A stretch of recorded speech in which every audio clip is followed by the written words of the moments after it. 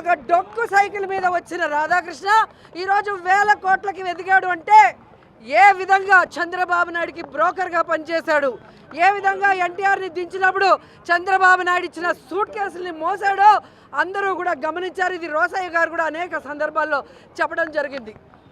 ప్రతి వారం కొత్త పలుకు అనే పేరుతో కొవ్వెక్కిన పలుకులు రాస్తున్నాడు. ఈ రాధాకృష్ణకి కొవ్వు కరిగిస్తాం, కొవ్వు దించుతామని కూడా ఈ సందర్భంగా హెచ్చరిస్తున్నాం. ఈరోజు చంద్రబాబు నాయుడు అధికారంలో ఉంటే కుల గజ్జితో అహంకారంతో చంద్రబాబు నాయుడు వేసే అవినీతి బిస్కెట్ల కోసం నువ్వు వైఎస్ఆర్ కాంగ్రెస్ పార్టీ కుటుంబ సభ్యుల్ని అలాగే నాయకుల కుటుంబ సభ్యుల్ని ఇష్టం వచ్చినట్టు మాట్లాడుతుంటే చూస్తూ ఊరుకున్నారనుకున్నావా? ఈరోజు నీ పత్రికల్ని, ఈరోజు నీ ఫోటోల్ని ఎలా తగలబెట్టామో రాష్ట్రంలో ఉన్న మహిళలంతా కూడా నీ కొవ్వుని కరిగించేదానికి అదే విధంగా రెడీగా ఉన్నారని కూడా ఈ సందర్భంగా తెలియజేసుకుంటున్నాను. ఈరోజు రాష్ట్రంలో నువ్వు దోచుకున్న దోపిడీకి, ఈరోజు నీకు ఇచ్చిన నీ ఆఫీసులకి, అలాగే ఏవైతే చంద్రబాబు నాయుడు ప్రతిసారి అధికారంలో వచ్చిన తర్వాత నీకు కట్టబెడుతున్నాడో వాటిని కాపాడుకోవడం కోసమే చంద్రబాబు నాయుడు రాసిచ్చే రాతలు రాయటం, చంద్రబాబు నాయుడు రాసిచ్చే బూతు మాటల్ని రాస్తూ విషపత్రికలాగా విషం చెబుతున్నావు. ఇది ఇంతటితో ఆపుకపోతే ఖచ్చితంగా మహిళలందరం నీ కొవ్వు దించుతామని కూడా రాధాకృష్ణ హెచ్చరిస్తున్నాను. రాధాకృష్ణ కూతురికి, చంద్రబాబు నాయుడు భార్య భువనేశ్వరి గారికి, నారా లోకేష్ భార్య, అలాగే ఎవరైతే పవన్ కళ్యాణ్ భార్య, అలాగే మంత్రులు ఎమ్మెల్యేల భార్యలను హెచ్చరిస్తున్నాం.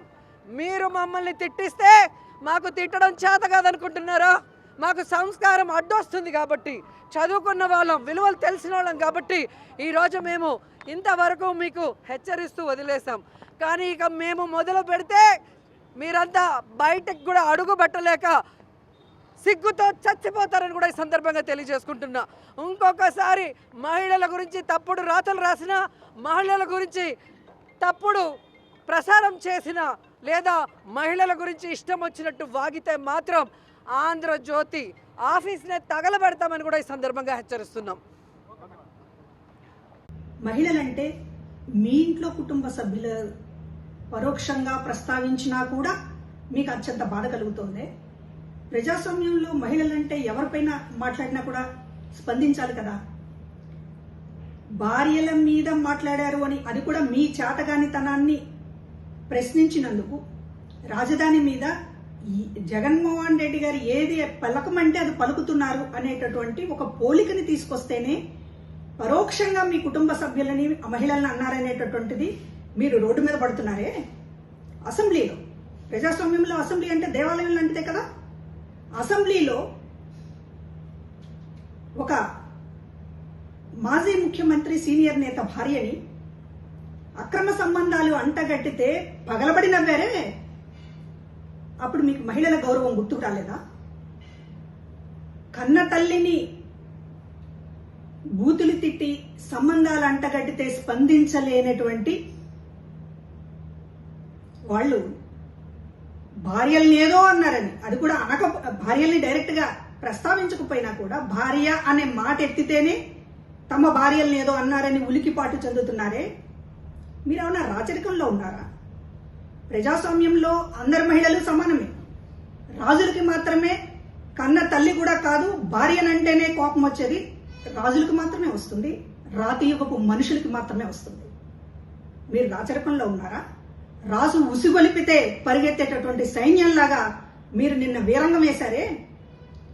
మీరంతా సమర్థులే అయితే, మీరంతా చావగలిగినటువంటి నాయకులే అయితే రాష్ట్రంలో రాజధానికి సంబంధించినటువంటిది దేశమంతా మద్దతు పలికితే అమరావతి మీద ఇప్పటికీ కూడా కుప్పిగంతులేస్తూ మావిగన్నని, అంతకుముందు 3 రాజధానులని మాట్లాడుతున్నప్పుడు మీ నాయకుడిని ఒక్క మాట అడిగారా?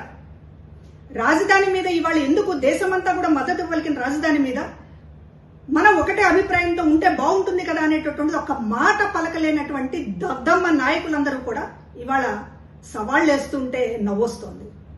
కనీసం మీ జగన్మోహన్ రెడ్డి గారిని ఒక మీటింగ్ పెట్టండి రాజధాని మీదని అడగగలిగినటువంటి ధైర్యం ఉందా మీలో ఎవరికైనా? మీరు మగతనాల గురించి, పోరాటాల గురించి, వీరుల గురించి మాట్లాడుతున్నారే. ఒక దద్దమ్మ నాయకులుగా మీరందరూ మిగిలిపోయి కనీసం రాజధాని మీద ఒక సమావేశం ఏర్పాటు చేయండి మహాప్రభు అని మీ జగన్మోహన్ రెడ్డి గారిని అడగలేనటువంటి చవటలు మీరు ఈరోజు మహిళల మీద మాట్లాడుతున్నారు. మహిళల మీద మాట్లాడేటటువంటి అర్హత వైఎస్ఆర్ కాంగ్రెస్ పార్టీ ఎప్పుడో కోల్పోయింది. విజయమ్మ గారి మీద ఇష్టం వచ్చినట్టు మాట్లాడిన వాడిని వెనకేసుకొచ్చినప్పుడే మీరు చచ్చిపోయారు. మీ చెల్లి షర్మిలని నడి రోడ్డు మీద నిలబెట్టినప్పుడే మీరు చచ్చిపోయారు. మీరు మహిళల గురించి మాట్లాడితే మహిళలకే సిగ్గుపడాల్సి వస్తుంది. ఆ అర్హత కోల్పోయారు.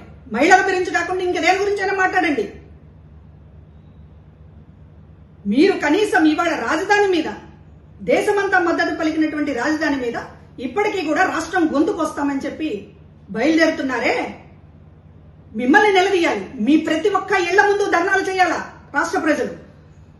మీరు అక్కడ కూర్చున్నారే, ఆ నాయకులు అందరి ఇళ్ల ముందుకు వచ్చి ధర్నా చేస్తాం. రాజధాని మీద ఎన్నిసార్లు కుప్పిగంతులు వేస్తారా నాయనా అని ముందు ఆ సంగతి తేల్చండి. కనీసం ప్రజాస్వామ్యంలో ఏం జరుగుతుంది? ప్రజాస్వామ్యంలో మహిళలంటే అందరూ మహిళలే, మీ భార్యలు మాత్రమే కాదు, తల్లులను కూడా కాదనుకుని భార్యలను వెనక తీసుకొచ్చుకునేటటువంటి చవటలు దద్దమ్మలు మిమ్మల్ని ఎన్ని తిట్టినా తక్కువే. దయచేసి ఒళ్ళు దగ్గర పెట్టుకుని వ్యవహరించమని కోరుతూ